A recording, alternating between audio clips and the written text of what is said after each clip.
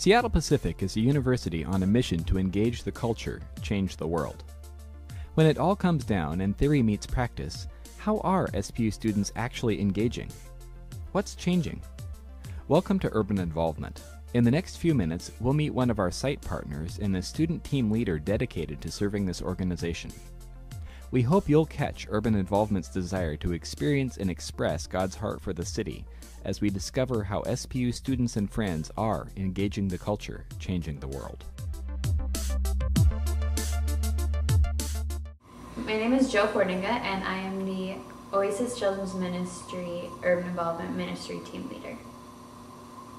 All right, and I'm Erynn Hart. I'm the Oasis Director for Shoreline Free Methodist.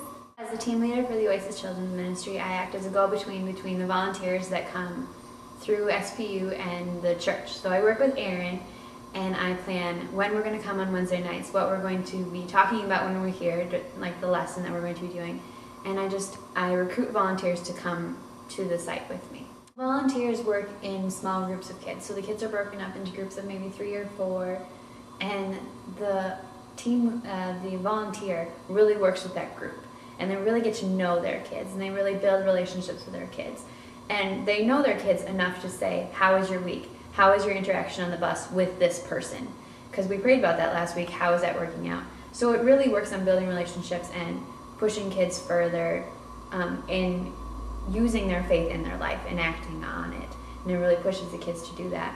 And so a lot of it is just building relationships, holding kids accountable for things, and really just investing in kids. And so we play games or do dramas, like we have kids act out how they would apply the day's theme. Like if it was trust, they would do dramas about trusting God or trusting others.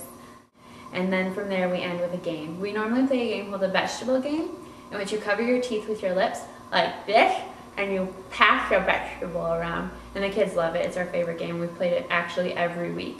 Even though we try to play other games, we always end up playing the vegetable game.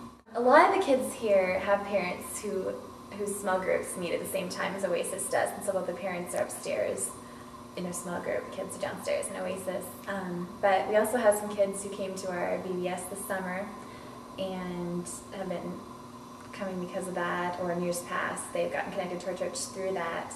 We do other outreach events, like next week we have our Harvest Carnival, where we invite basically the neighborhood to come and play games and get candy and wear their costumes.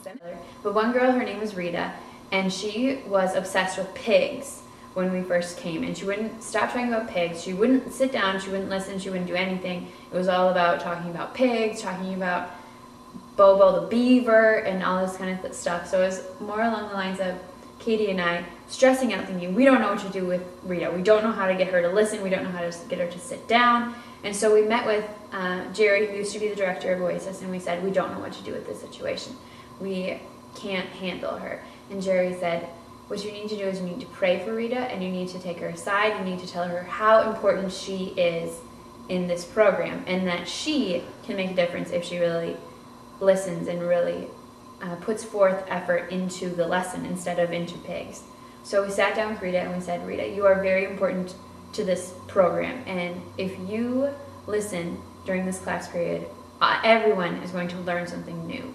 And so Rita, having this new sense of authority in herself and thinking, I am very important, she started changing a little bit and started realizing, I can answer questions. I am actually really smart.